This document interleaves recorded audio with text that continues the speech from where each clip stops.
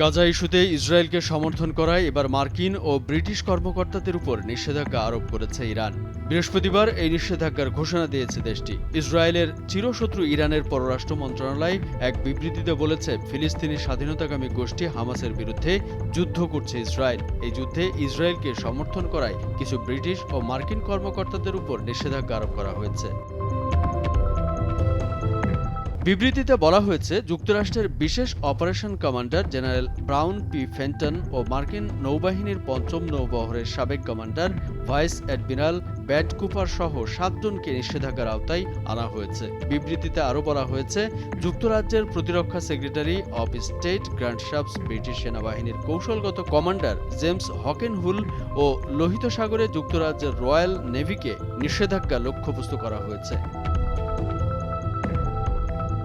এছাড়া মার্কিন সংস্থা লকহিড মার্টিন ও শেভরন এবং ব্রিটিশ সমকক্ষ এলবিট পার্কার ম্যাগিট ও রাফায়েল ইউকে এর বিরুদ্ধেও শাস্তি ঘোষণা করা হয়েছে।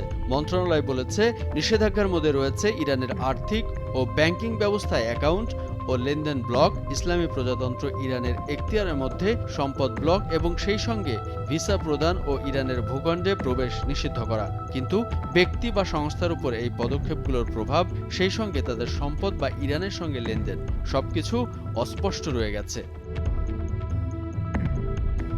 হামাসকে সমর্থন করলেও হামলায় সরাসরি জড়িত থাকার কথা অস্বীকার করেছে ইরান। গাজায় ইসরায়েল ও যুক্তরাষ্ট্রের আগ্রাসনের মোকাবেলায় ইরানের প্রতিরক্ষা শক্তি সম্পর্কে নানা ধরনের বিশ্লেষণ তুলে ধরেছেন বিশ্লেষকরা। তারা বলছেন, মধ্যপ্রাচ্যে ইরান এতটাই ক্ষমতাধর হয়ে উঠেছে যে ইসরায়েলকে যে কোনো সময় গুঁড়িয়ে দিতে পারেন ইরান, যা কল্পনাই করতে পারছে না ইসরায়েল। এরপরও ইরান তার সামরিক শক্তির ব্যবহারে বরাবরই শান্তির পথ অবলম্বন করছে। যদিও সামরিক শক্তিমত্তার দিক থেকে ইসরায়েলের চেয়ে ইরান অনেকটা এগিয়ে, কিন্তু যে কোনো পরিস্থিতিতে ইসরায়েলকে সামরিক শক্তি দিয়ে সহযোগিতা করতে সবসময় প্রস্তুত বিশ্বের অন্যতম ক্ষমতাধর দেশ যুক্তরাষ্ট্র, এবং আশঙ্কা রয়েছে মিত্রদেশ যুক্তরাজ্যও সেক্ষেত্রে পিছিয়ে থাকবে না।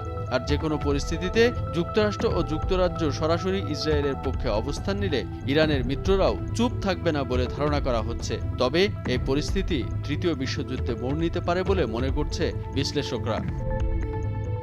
নিউজ ডেস্ক, ভোরের কাগজ।